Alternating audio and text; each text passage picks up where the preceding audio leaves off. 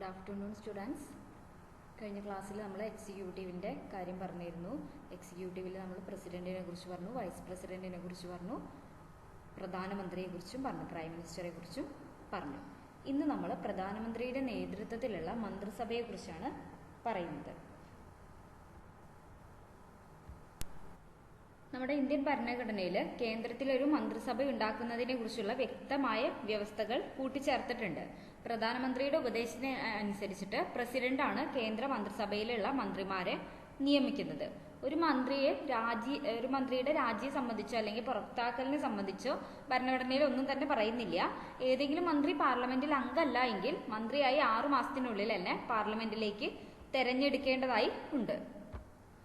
പ്രസിഡന്റിന് താല്പര്യമുള്ളിടത്തോളം കാലം മന്ത്രിമാർക്ക് അധികാരത്തിൽ തുടരാനായി സാധിക്കും. അതുകൊണ്ട് തന്നെ മന്ത്രിസഭയുടെ കാലാവധിയൊന്നും നിശ്ചയിച്ചിട്ടില്ല. ഇപ്പോൾ പ്രസിഡന്റിന്റെ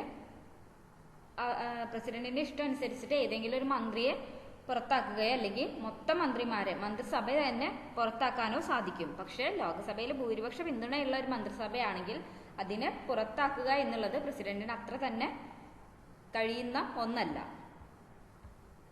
ഇന്ത്യയിൽ പാർലമെന്ററി സമ്പ്രദായമാണ് സ്വീകരിച്ചിട്ടുള്ളത് എന്ന് പറഞ്ഞു. മറ്റുള്ള സർക്കാരിനേക്കാളൊക്കെ തന്നെ ജനാധിപത്യവും ഉത്തരവാദിത്വം ഉള്ളതുമായ ഒന്നാണ് പാർലമെന്ററി വ്യവസ്ഥ.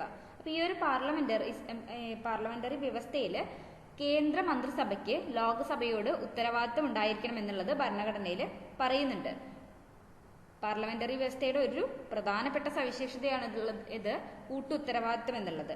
ഓരോ മന്ത്രിമാർക്കും അവരുടെ വകുപ്പുകളിലെ തീരുമാനങ്ങളിലും പ്രവർത്തനങ്ങളിലും മാത്രമല്ല മറ്റുള്ള വകുപ്പുകളിലെ പ്രവർത്തനങ്ങളുടെ കൂടി ഉത്തരവാദിത്വം ഉണ്ടായിരിക്കും. ഒരു മന്ത്രിക്ക് മറ്റുള്ള വകുപ്പുകളിലെ പ്രവർത്തനത്തെക്കുറിച്ച് അഭിപ്രായ വ്യത്യാസം ഉണ്ടെങ്കിൽ അത് മന്ത്രിസഭാ യോഗത്തിൽ പറയാനായി സാധിക്കും. മന്ത്രിസഭാ യോഗത്തിലെ തീരുമാനം എന്തായാലും എല്ലാ മന്ത്രിമാരും അത് സ്വീകരിക്കേണ്ടതായും ഉണ്ട്. അതിനെ ന്യായീകരിക്കാനും അത് അനുസരിക്കാനും ഏതൊരു മന്ത്രിയും ബാധ്യസ്ഥനായിരിക്കും. ഏതെങ്കിലും ഒരു മന്ത്രി മന്ത്രിസഭാ തീരുമാനത്തോട് യോജിക്കുന്നില്ല എങ്കിൽ അവര് മന്ത്രിസഭയിൽ നിന്ന് രാജിവെച്ച് പുറത്തു പോവുകയാണ് ചെയ്യാറുള്ളത്. പിന്നെ പ്രവർത്തനം തൃപ്തികരമല്ല എന്ന് തോന്നുകയാണെങ്കിൽ മന്ത്രിസഭയെ പുറത്താക്കാനുള്ള അധികാരം ലോക്സഭയ്ക്ക് ഉണ്ട്. ഓരോ വകുപ്പിലെയും പ്രവർത്തനം സംബന്ധിച്ച് അതാത് മന്ത്രിമാർക്ക് വ്യക്തിപരമായ ഉത്തരവാദിത്തം ഉണ്ടായിരിക്കും.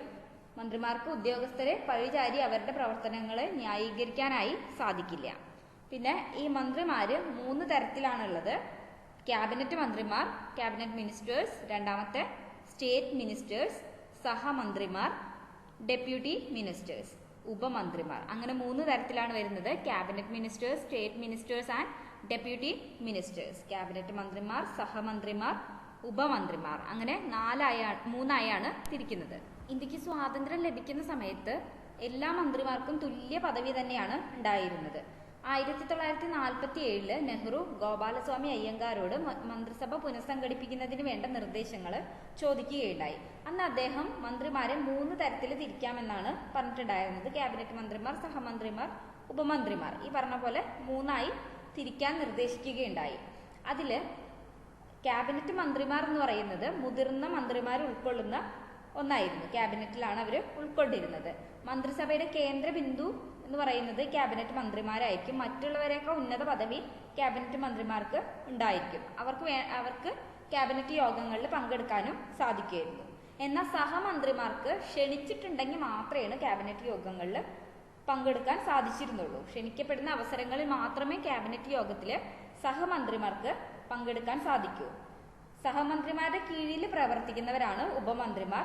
അവരുടെ പദവി വളരെ താഴ്ന്നതാണ്. അതുകൊണ്ട് തന്നെ അവർക്ക് ക്യാബിനറ്റ് യോഗങ്ങളിലൊന്നും തന്നെ പങ്കെടുക്കാനും സാധിക്കില്ല. ഇനി നമുക്ക് ഈ ക്യാബിനറ്റും മന്ത്രിസഭയും തമ്മിലുള്ള വ്യത്യാസം എന്താണെന്ന് നോക്കാം. ക്യാബിനറ്റ് എന്ന് പറഞ്ഞിട്ടുണ്ടെങ്കിൽ മുതിർന്ന മന്ത്രിമാർ മാത്രം ഉൾക്കൊള്ളുന്നതാണ്. മന്ത്രിസഭയിൽ അങ്ങനെയല്ല. മന്ത്രിസഭയിൽ എല്ലാ തരം മന്ത്രിമാരും ഉണ്ടായിരിക്കും. ഈ മൂന്ന് വിഭാഗവും ഉൾക്കൊള്ളുന്നതാണ് മന്ത്രിസഭ എന്ന് പറയുന്നത്. ക്യാബിനറ്റില് മുതിർന്ന മന്ത്രിമാർ മാത്രമേ ഉണ്ടാവുള്ളൂ. എന്നാൽ മന്ത്രിസഭയിലെ എല്ലാ തരം മന്ത്രിമാരും ഉണ്ടായിരിക്കും. മൊത്തം മന്ത്രിമാരുടെ പേരിലാണ് ക്യാബിനറ്റ് പ്രവർത്തിക്കുന്നുണ്ടാവുക. ക്യാബിനറ്റിന് സർക്കാരിന്റെ മൊത്തം നിയന്ത്രണങ്ങൾ ഉള്ളതിനാൽ തന്നെ മൊത്തം ഭരണത്തിന്റെ ഉത്തരവാദിത്വം ക്യാബിനറ്റിന് തന്നെയായിരിക്കും. ഒരു മന്ത്രി സ്ഥാനമേൽക്കുമ്പോൾ സത്യവാചകം ചൊല്ലിക്കൊടുക്കുക പ്രസിഡന്റാണ്. അതൊന്ന് ഓർത്തു വെക്കണം. ഒരു മന്ത്രി സ്ഥാനമേൽക്കുന്ന സമയത്ത് സത്യവാചകം ചൊല്ലിക്കൊടുക്കേണ്ടത് പ്രസിഡന്റാണ്. മന്ത്രിമാരുടെ ശമ്പളവും അലവൻസും ഒക്കെ നിശ്ചയിക്കുന്നത് പാർലമെന്റാണ്. സത്യവാചകം ചൊല്ലിക്കൊടുക്കുന്നത് പ്രസിഡന്റ്, ശമ്പളവും മറ്റു കാര്യങ്ങളൊക്കെ നിശ്ചയിക്കുന്നത് പാർലമെന്റുമാണ്. പിന്നെ സാധാരണഗതിയിൽ എല്ലാ മന്ത്രിമാർക്കും ഓരോ വകുപ്പായിരിക്കും നൽകിയിട്ടുണ്ടാവുക. ചിലപ്പോൾ വകുപ്പില്ലാത്ത മന്ത്രിമാരും ഉണ്ടാകാറുണ്ട്.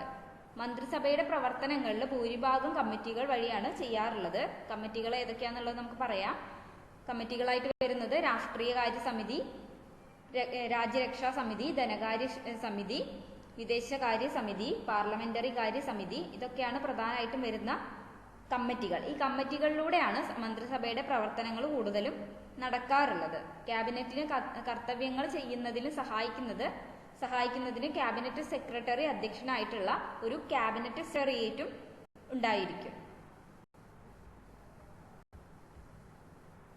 ഇന്ന് നമ്മൾ ഈ കൗൺസിൽ ഓഫ് മിനിസ്റ്റേഴ്സിന്റെ മന്ത്രിസഭയുടെ പവേഴ്സും അവരുടെ ധർമ്മങ്ങൾ എന്താണ്, അധികാരങ്ങൾ എന്താണ് എന്നുള്ളതാണ് ഇനി പറയുന്നത്. Powers and functions of council of ministers. ഒന്നാമത്തെ കാര്യം എന്ന് പറയുന്നത് to implement the law needed for the country. ഒരു രാജ്യത്തിന് ആവശ്യമായിട്ടുള്ള നിയമങ്ങൾ നടപ്പിലാക്കാൻ ഈ മന്ത്രിമാർക്ക് സഹായിക്കാവുന്നതാണ്. രണ്ടാമത്തെ കാര്യം എന്ന് പറയുന്നത് to maintain peace and security of nation. രാജ്യത്ത് സമാധാനവും സുരക്ഷയും ഉറപ്പാക്കുന്നതിൽ മന്ത്രിമാർക്ക് ഒരു പങ്കുണ്ട്. To implement welfare activities needed for country. രാജ്യത്തിന് ആവശ്യമായിട്ടുള്ള ക്ഷേമ പ്രവർത്തനങ്ങൾ നടപ്പിലാക്കേണ്ടതും മന്ത്രിമാർ തന്നെയാണ്.